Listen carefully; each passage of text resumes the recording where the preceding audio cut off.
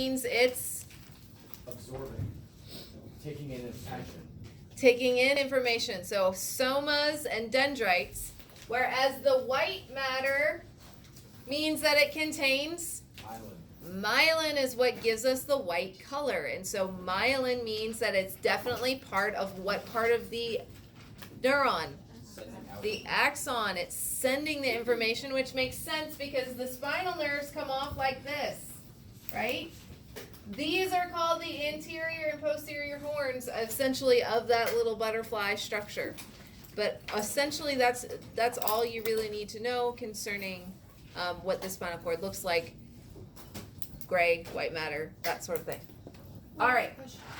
I have a question. Sure. So the white matter on the outside is so that when the nerve impulse comes in from the nerves, it can travel farther in. So nerve impulses coming in from the body are gonna be being sent to those somas and those dendrites, and then nerve impulses being sent out to the body are coming out like that. So it makes sense that it's surrounded by the white because the axons are gonna be bringing in and sending out information.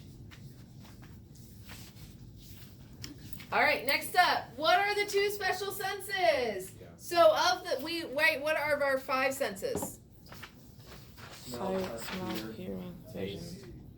Sight, right? And so what can we also sense that's not in those five? Pain and temperature. Pain and temperature, which are also really important. We can also sense equilibrium. Equilibrium is sometimes considered a special sense, our sense of balance, essentially. There are two types of equilibrium, the static versus dynamic. Static meaning like you're not falling off your stools right now. Like your body has the ability to maintain your balance when you're just standing there. And then also when you're walking down the hall, you're also not falling over.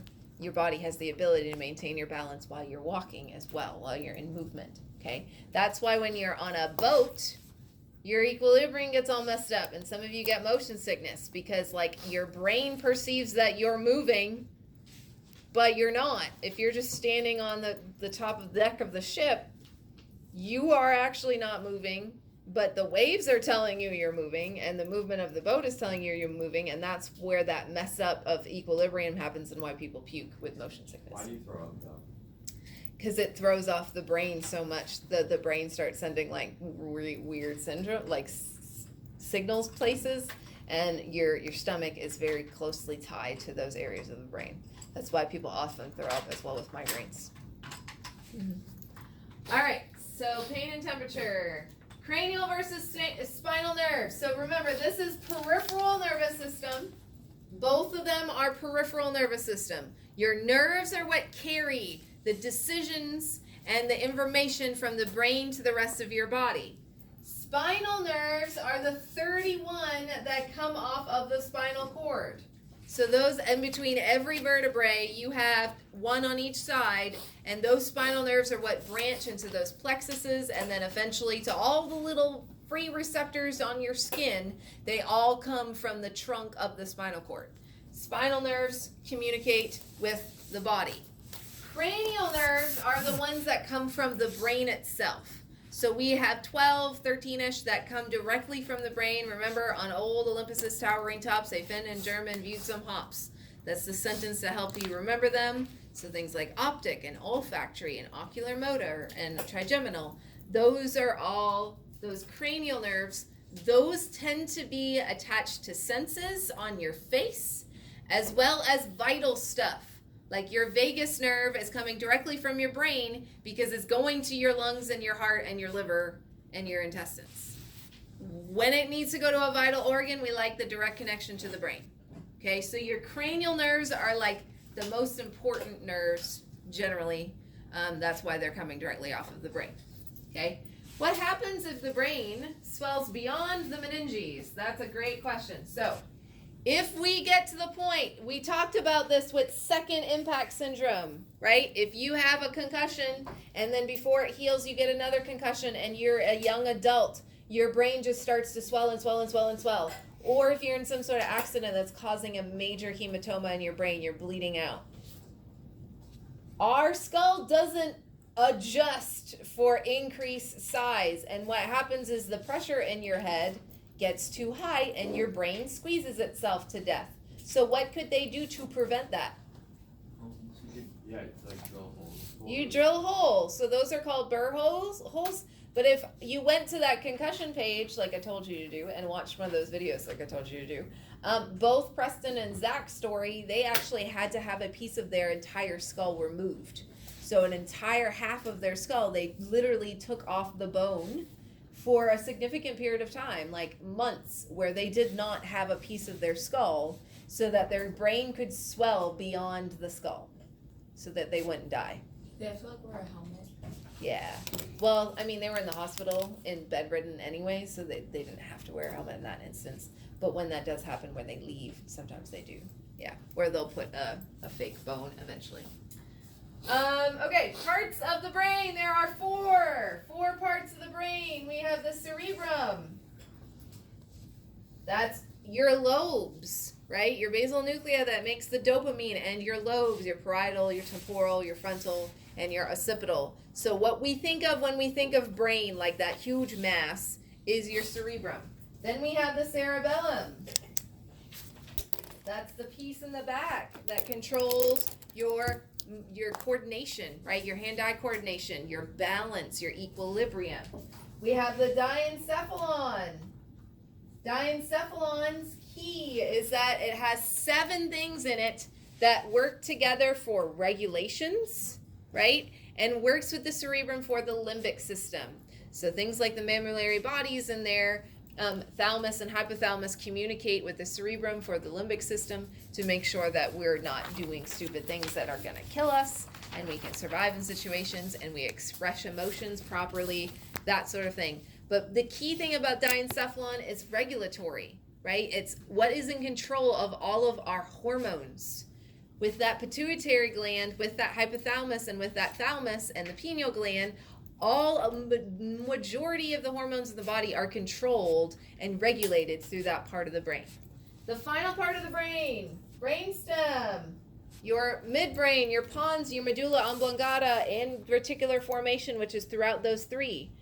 That is all about reflexes, vital reflexes that keep us alive. If I'm choking, I'm going to cough.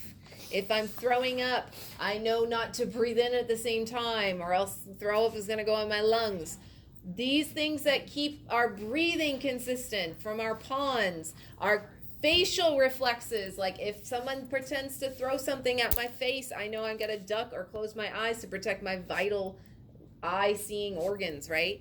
Vision-seeing organs. So that is your brainstem. Brainstem is vital reflexes, keeping us alive.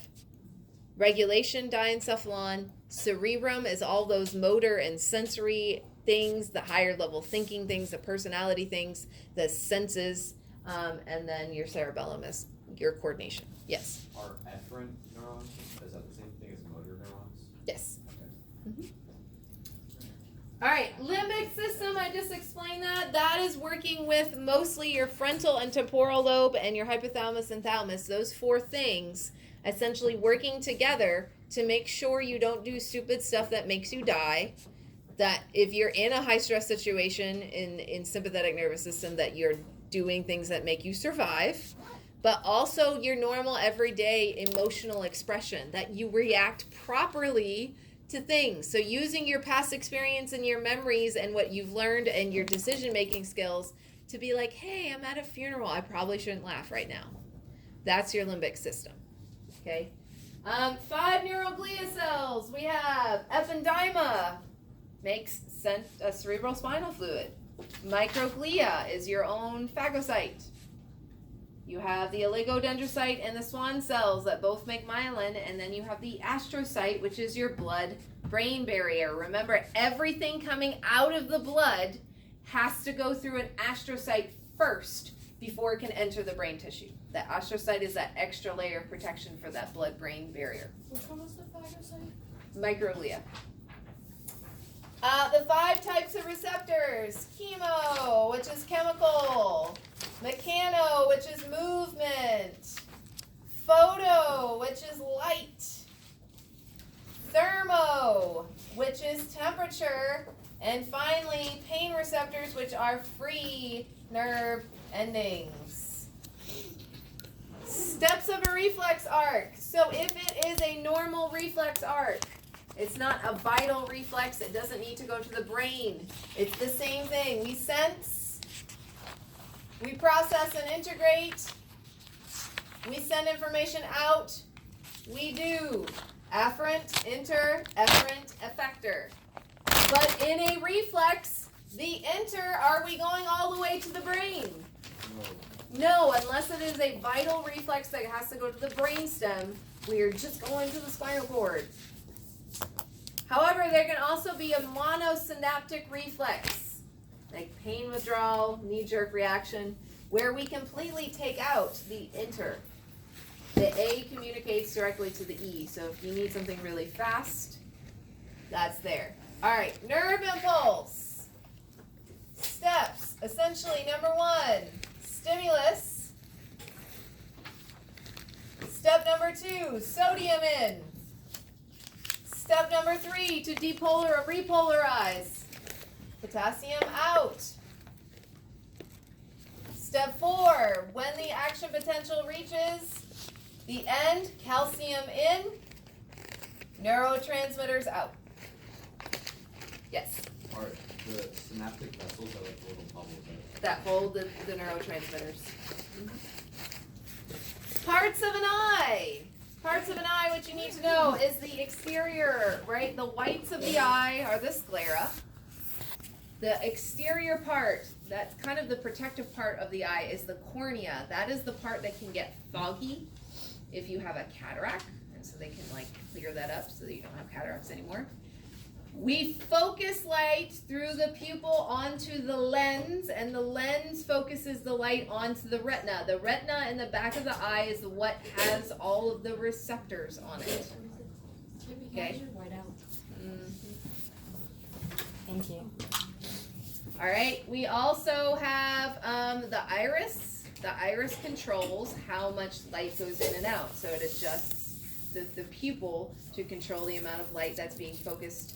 That goes onto the lens. The lens is what focuses it onto the retina on the back of the eye. So if I say sclera, if I say retina, if I say lens, or I say cornea, you should know right away that that's eye. If I say tympanic membrane or tectorial membrane or organ of Corti or cochlea, you should be able to say ear. Okay? So tympanic membrane is our eardrum. The waves come into our ear canal, hit the eardrum increase those vibrations into our inner ear. Those vibrations are carried by our little tiny bones, those auditory ossicles, which then slam into the cochlea. That cochlea is that snail piece that has all those little hairs in it. That's what we call the organ of Corti. Those little hairs go around in a circle in that cochlea, and those, depending which hairs move, is how we identify the sounds that we're hearing. So different length hairs move at different vibrations.